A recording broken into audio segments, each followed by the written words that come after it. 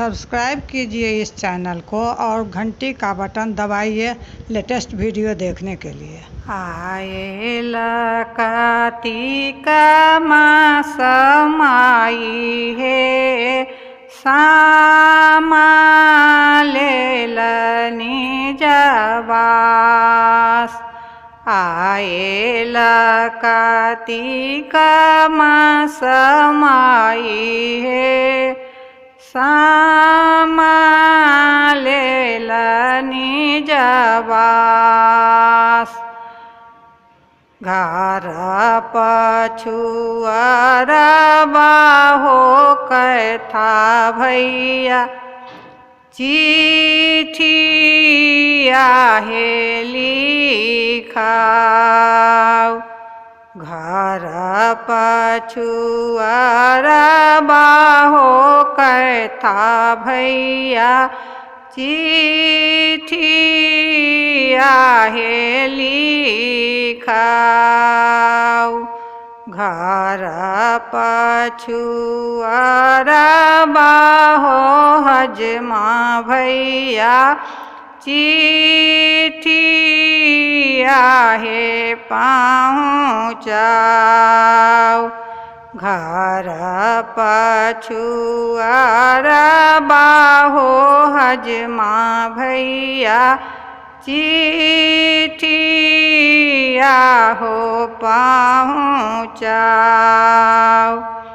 चिठिया जे दिहा हो हजमा भैया बड़का भैया के हाथ। चिठिया जे दिहा हो हजमा भैया बड़का भैया के हाथ। चिठिया जे पढ़ला ना बड़का भैया माने माने मुस्काऊ। चिठिया जे पढ़ला ना बड़का भैया माने माने मुस्काऊ। घोर बाटे काएला ना छोटका भैया बहिनी के गाँव। घोर बाटे काएला ना छोटका भैया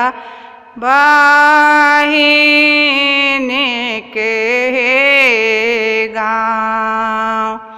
आबे माना पूरा लोहे लक्ष्मी बहिनो भैया लो में हमान। आबे माना पूरा लोहे लक्ष्मी बहिनो भैया लो में हमान।